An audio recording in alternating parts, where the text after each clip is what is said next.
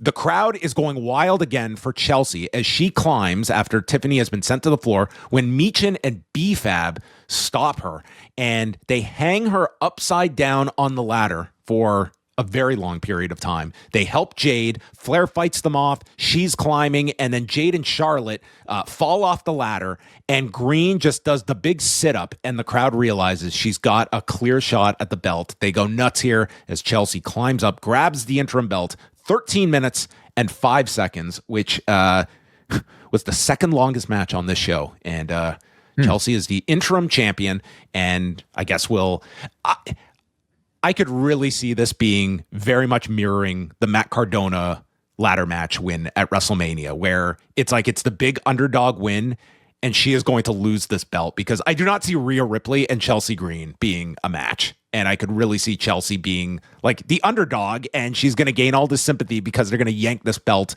out from under her at the quickest possible time.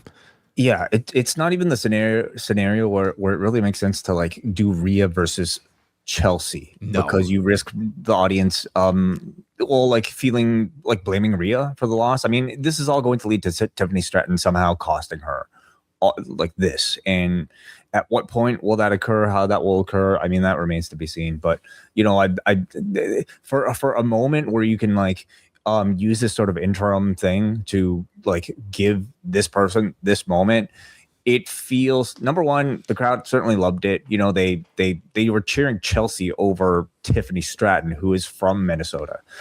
So that already tells you something about maybe how people see Tiffany Stratton in this relationship. But I think also I'm sensing this moment is made as much for Unreal as it is for anything else. That's a great call.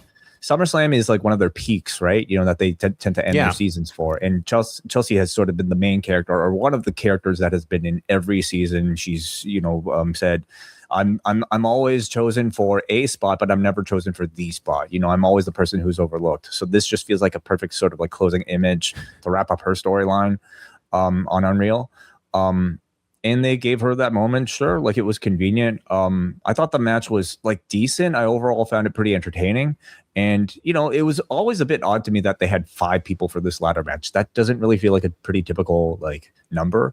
But of course, it makes sense once you see it unfold with the 2 others, like 2 feuds or 4 other people basically pairing off with each other, leaving the path for Tiffany Stratton to basically like banana, you know, peel her way to victory, which I mean, calling back to Money in the Bank was sort of like, it's the most justifiable reason that you could put Tiffany or Chelsea Green into this position, not necessarily through her own merit, but because the others have kind of taken each other out, allowing her, this character, to win. And it was all effective, I felt. I think that spot will probably lead to like Tiffany should turn. She really should be back as a heel. It's very much needed, and that spot could justify it here.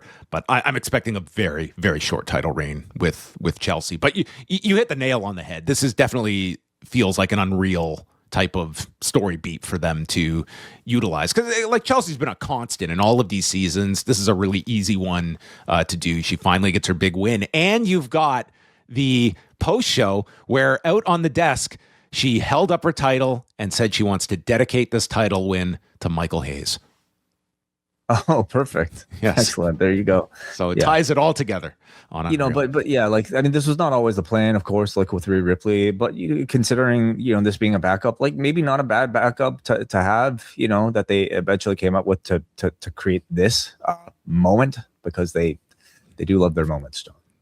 I've heard over time. Gable survives the destroyer, gets back to the ankle lock, and just pulls Penta away from the rope, goes down to the mat, and he gets the tap. All this 11 minutes and 10 seconds, which I'm not saying is a travesty, but I felt like 2 minutes into this, it was like, wow, they're going very fast here. And I just felt like these two I think this could have been even better. And I liked the match, but I felt it was extremely rushed. Let me just pause and to just appreciate the fact that like the contrast of conversations we have for WWE pay-per-views and AEW pay-per-views is just like so Dude, they're opposite universes. Okay, they don't operate in the same universe. In AEW, like This would have been 35 minutes. Every match had at least 16 minutes. And we're talking about every match, even the matches that nobody really cared that much about. This is a match that I would suggest some people in attendance cared about, seeing that this was the hometown guy finally achieving a singles championship title in front of a stadium crowd in his hometown.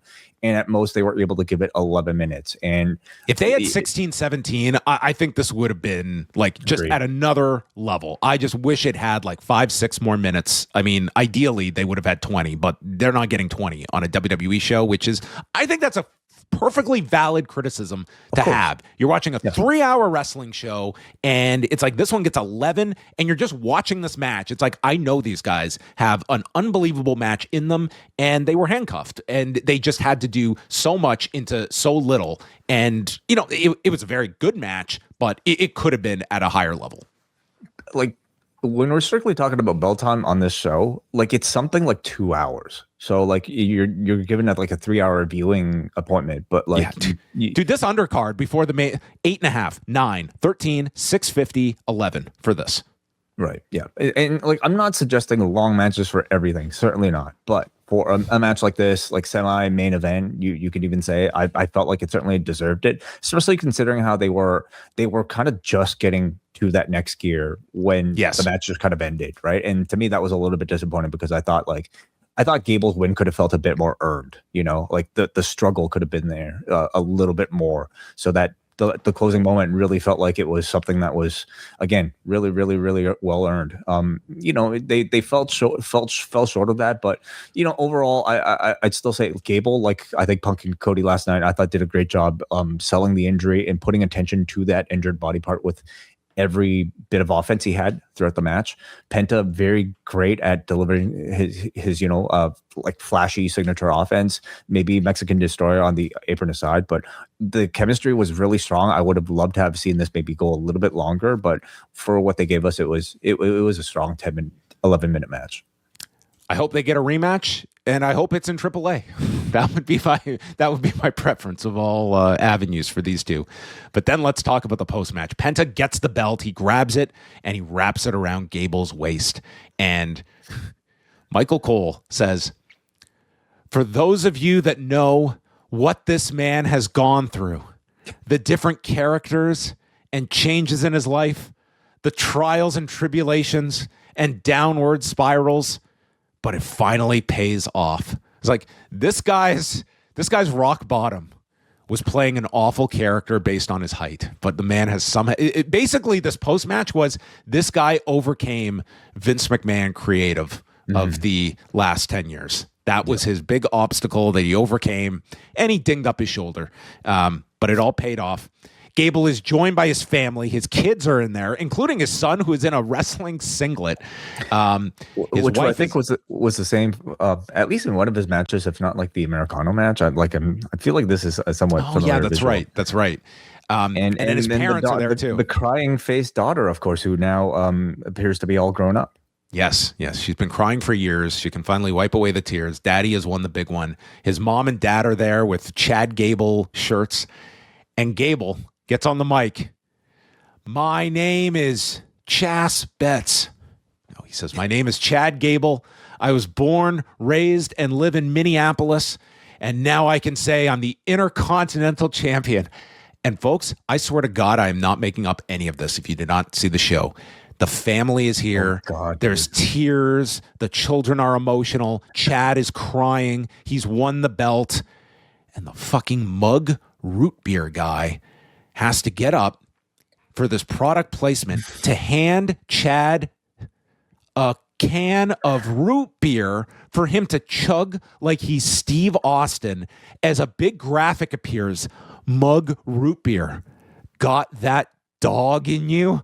I swear to God, dude, I have said from day one that I just accept these ads as they are what they are. They're not going to affect this. This was just gross. This was not an ad on a canvas or a no. This was way too fucking much. And what this was not was premium content, and it must be premium.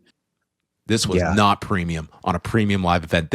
Could you imagine Stone Cold and he's got to do the mug root beer shout out with Tyson afterwards. I want this mug root beer guy to be photoshopped into all the classic WWE title wins.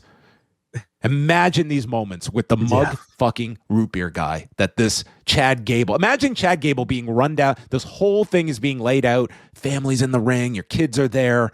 Yeah. And then Chad, we gotta work this in as well. It's a partner thing. It's like, holy Christ. Talk about a way to like ruin, like an authentically heartwarming moment, for a man. There's no heart in this product, dude. There's no heart in this.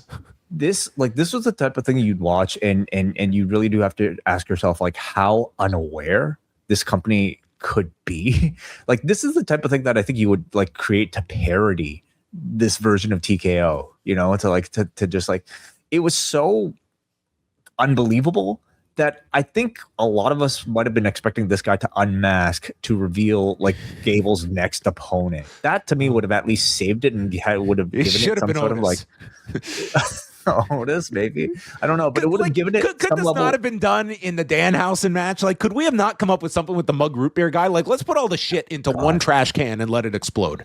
No, like it was honestly like truly awful, and I just don't know like if you're any sort of advertiser, how would you actually appreciate this level of like I publicity? bet they loved it. I bet they had a heart on watching this, but watching Chad Gable have to lift the can and chug it like he was Steve Austin was just embarrassing. It was unbelievable. I couldn't believe what I was watching here. It was just what are we watching? What are we watching? So bad. I want the Unreal episode that shows them pitching this to Chad and laying this out. Yeah. Mr. Gable, I'm so sorry. This is not my call at all. If it was Austin, you would have at least had him like stun the dude, and that might have at least like saved it. And I think like, the brand would have still benefited fine from whatever integration you wanted to offer it. But like just to kind of have this moment without any sort of like comeuppance for the goofy dude in the bear outfit or dog outfit or whatever it is, it just kind of makes Gable look bad. Oh, he looked like such a geek at the end here after you made him like this big hometown star. Yeah. Got that dog in you. We are wrapping up the summer big on the Post Wrestling Cafe as John Pollock and Neil Flanagan are flying to London, England for live on-the-ground coverage of AEW All in London. Also this month, we conclude our reviews of Dark Side of the Ring and WWE Unreal Season 3, reviews of ROH's Death Before Dishonor and TNA Lockdown, Rewind Away will cover the WWF Aggression album, and Book Club will cover Total Nonstop Agony by Vince Russo. Sign up now at postwrestlingcafe.com.